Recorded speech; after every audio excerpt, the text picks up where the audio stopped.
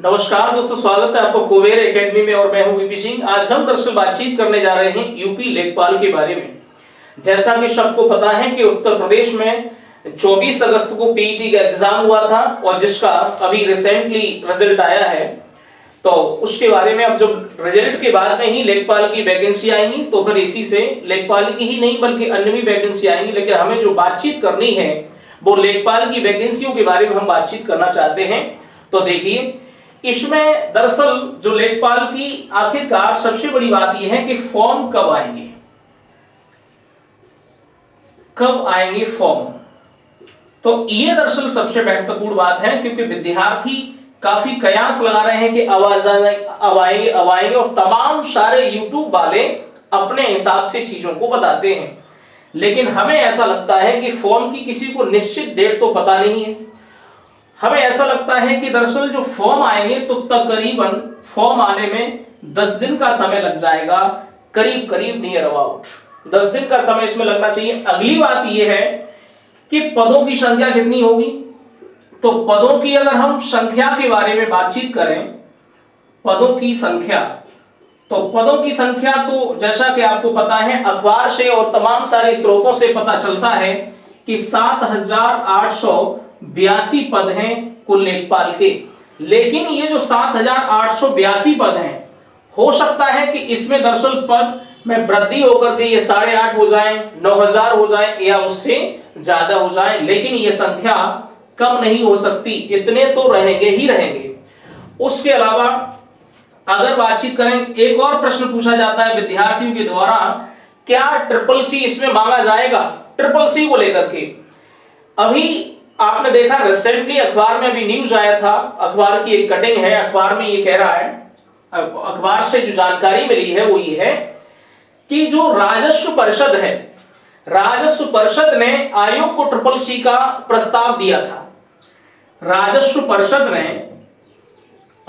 परिषद है उसने आयोग को ट्रिपल सी का प्रस्ताव दिया था। लेकिन जो लेखपाल की नियमावली है उसमें दरअसल ट्रिपल सी का कोई प्रस्ताव नहीं है। नियमावली है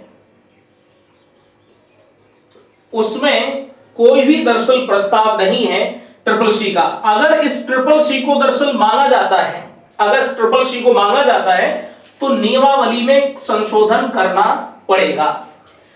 तो जहां तक मेरे अपने जो विचार हैं इसको ट्रिपल सी को लेकर के 90% ये ट्रिपल सी नहीं मांगा जाएगा, क्योंकि दरअसल इस वजह से नहीं मांगा जाएगा क्योंकि सरकार चुनाव के मुहाने पर खड़ी है, इस वजह से नहीं मांगा जाएगा। 10% ही केवल चांस है कि ट्रिपल सी मांगा जाए। लेकिन इसमें अगर ट्रिपल सी नहीं मांगा जाएगा तो अन्य परीक्षाएं जो आने वाली हैं, अन्य जो एग्जाम होंगे, अन्य जो भर्तियां निकलने वाली हैं उत्तर प्रदेश में, उनमें दरअसल ट्रिपल सी जरूर मांगा जाएगा, क्योंकि विगत वर्षों में जो परीक्षाएं हुई हैं उसमें ट्रिपल सी मांगा गया है। तो इस वजह से हमारा आपको सुझाव है कि इसमें भले ही ना मांगा जाए, आप ट्रिपल सी कर लें। उसके बाद अगर बातचीत करें थोड़ा सा लेखपाल के बारे में कि इसमें कौन कौन फॉर्म डाल सकते हैं, इसके बारे में बात करें, फॉर्म कौन कौन डाल सकते हैं। तो देखिए, दरअसल जो पीईटी है, जो पीईटी का एग्जाम हुआ था उसमें आपने देखा है कि परसेंटाइल का भी सिस्टम है। तो जहां तक हमारे विचार हैं परसेंटाइल को लेकर अगर हम बातचीत करें तो इसमें जो परसेंटाइल है, जनरल में जिन लोगों के 80 से लेकर के 85 के बीच में, 80-85 परसेंटाइल है जिनका, इसके बीच में दरअसल जिनका रहेगा उनको लेखपाल में फॉर्म डालने का मौका मिलेगा।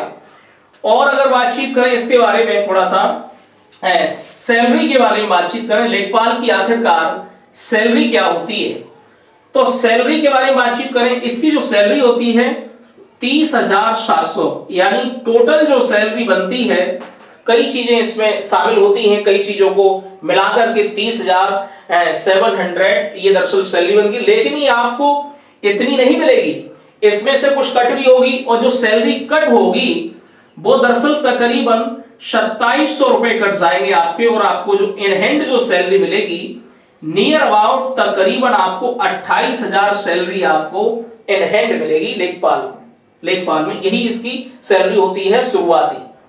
उसके बाद में अब हम इसके सिलेबस के बारे में बातचीत करें तो इसका सिलेबस क्या है, सिलेबस के बारे में बातचीत करें तो सिलेबस अगर हम प्रीवियस ईयर के बारे में बातचीत करें, जो प्रीवियस ईयर में था, पिछली जो भर्तियां हुई हैं उसमें सिलेबस था दरअसल इसमें हिंदी और उसके अलावा फिर मैथ, उसके अलावा जो इसमें था जीएस और ग्रामीण परिवेश।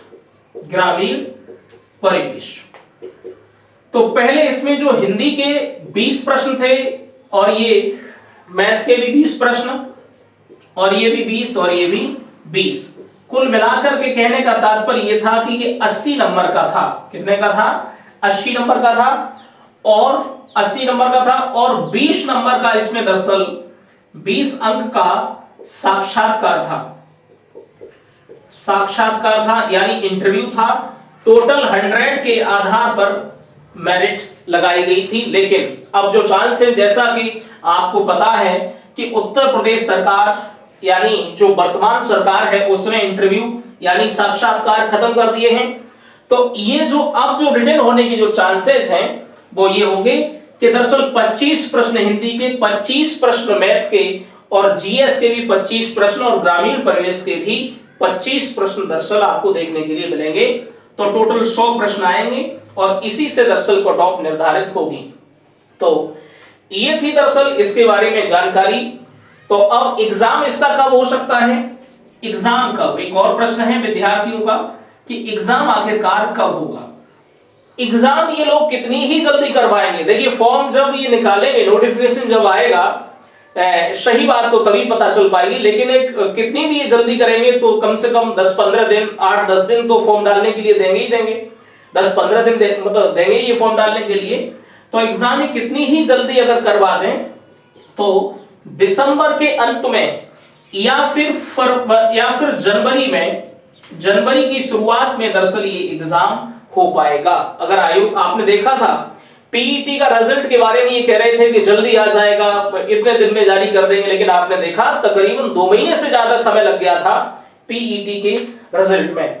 तो ये थी लेखपाल से संबंधित जानकारी। अगर आप हमारे चैनल पर नए हैं, अगर ये आपको जानकारी अच्छी लगी हो तो आप हमारे चैनल यानी कुबेर एकेडमी को सब्सक्राइब करें और इस वीडियो को ज्यादा से ज्यादा शेयर करें। मिलते हैं किसी वीडियो में, आपसे चाहिए इजाजत। धन्यवाद।